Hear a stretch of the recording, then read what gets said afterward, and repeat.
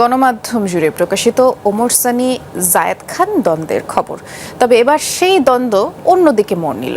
ভাইয়ের সাথে ভাইয়ের প্রেম হতো, আপন ভাই না মায়ের পেটের এক আপন ভাই না হলে হয়। এক মিনিট, মৌসুমী ওমর সানির ব্যাপারটা হচ্ছে গিয়া। সবার আগে একটি প্রশ্ন, চিত্রনায়িকা মৌসুমী কি দেশে আছেন নাকি দেশের বাইরে আছে? তার স্বামী ওমর সানির সাথেই রয়েছেন নাকি ওমর সানিকে ইতিমধ্যে মৌসুমী ডিভোর্স দিয়েছেন?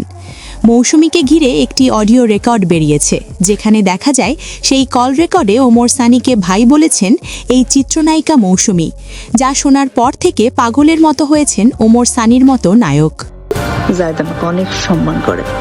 জায়েদ কখনোই আমাকে অসম্মান করেনি বা বিরক্ত করেনি, বা আমাকে কোনো রকম কটূক্তি, কোনো আচরণ, কটূক্তির শব্দ, কোনো কিছু সে আমাকে ব্যবহার করেনি। কথায় আছে, এই রাজনৈতিক অঙ্গন থেকে শুরু করে সিনেমা পাড়ায় যা ঘটে তা কিছু হলেও কিন্তু রটে। ঠিক তেমনই চিত্রনায়িকা মৌসুমীর জীবনে নতুন প্রেমিক জায়েদ খান হিরোর মতো এসে মৌসুমীকে নিজের করে নিয়ে ওমর সানিকে বাপ্পারাজের মতো ছ্যাঁকা দিয়েছে মৌসুমী।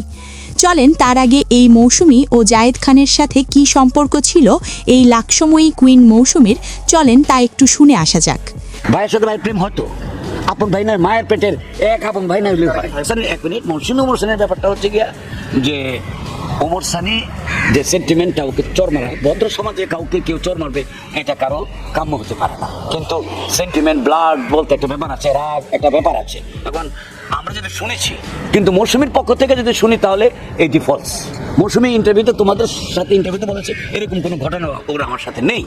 আর ওমর সানির জেনেছে যে ওর সাথে কোনো একটা মানে নতুনভাবে প্রেম গঠিত ব্যাপার বা একজন আরেকজনের কে সান্নিধ্য আসা মানে বন্ধুত্ব হোক, সেটা প্রেম না হোক বন্ধুত্ব হোক, কিন্তু একজন হাজব্যান্ড এটা কোনোদিনই স্বাভাবিকভাবে নেবে না। এত কিছু শোনার পর এই চিত্রনায়িকা মৌসুমী ধীরে ধীরে জায়েদ খানের প্রতি আসক্ত হয়ে চিত্রনায়ক ওমর সানির সংসার থেকে সরে দাঁড়িয়েছে এই মৌসুমী।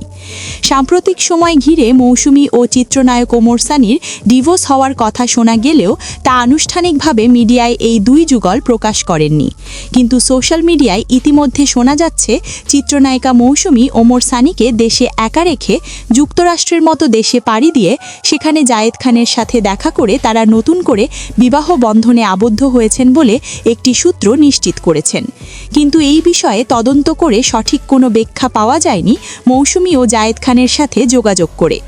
এই বাংলাদেশের বিএফডিসিতে ইতিমধ্যে কিন্তু তোলপাড় হয়েছে যে মৌসুমী ও জায়েদ খানের ভিতরে কিছু একটা গোপন সম্পর্ক ছিল, যা আপনি আমি কেউ জানি না। বাংলাদেশের মতো দেশের ফিল্ম ইন্ডাস্ট্রির এমন বেহাল দশার কারণ হলো এই সব অভিনেতা ও অভিনেত্রীরা। বাইরের দেশের নায়করা তাদের ইন্ডাস্ট্রিকে এত বড় পর্যায়ে নিয়েছে যে তাদের প্রতি বছরে প্রতিটি নায়কের সিনেমা আসে এবং সব সিনেমাই ব্যবসা সফল সিনেমা হয়। তাদের মধ্যে সিনিয়র নায়কের প্রতি জুনিয়র নায়করা যে শ্রদ্ধা ভালোবাসা দেখায় একে অপরের প্রতি, তা এই বাংলাদেশের সিনেমা ইন্ডাস্ট্রিতে নেই। এখানে চলে শুধু বাঁশের খেলা। একে অপরের পিছনে কিভাবে বাঁশ দিয়ে দমিয়ে রাখা যায় সেই খেলায় মেতে বাংলাদেশের সিনেমার আজ বেহাল দশা হয়েছে বলে জানিয়েছেন বাংলাদেশের সিনেমার পরিচালক দেলোয়ার হোসেন ঝন্টু। তবে এই চিত্রনায়িকা মৌসুমী ও ওমর সানির ব্যক্তিগত বিষয়গুলো মিডিয়ায় শেয়ার না করলেও কিন্তু তাদের মধ্যে যে কিছু একটা হয়েছে বা ঘটেছে তা বুঝতে বাকি রইল না সিনেমাপ্রেমী ভক্তদের মাঝে। সো প্রাণপ্রিয় ভিউয়ার্স, এই শেষ বয়সে ওমর সানি ও মৌসুমীর ডিভোর্স এবং সেই সাথে জায়েদ খানের সাথে মৌসুমীর বিয়ে, এই ইস্যুটিকে আপনারা কিভাবে দেখছেন তা নির্দ্বিধায় আমাদেরকে কমেন্ট করে জানিয়ে দিতে পারেন। ভিডিওটি ভালো লাগলে একটি লাইক দিয়ে আরও নতুন তথ্য সবার আগে পেতে এই চ্যানেলটি সাবস্ক্রাইব করে রাখতে পারেন। ধন্যবাদ।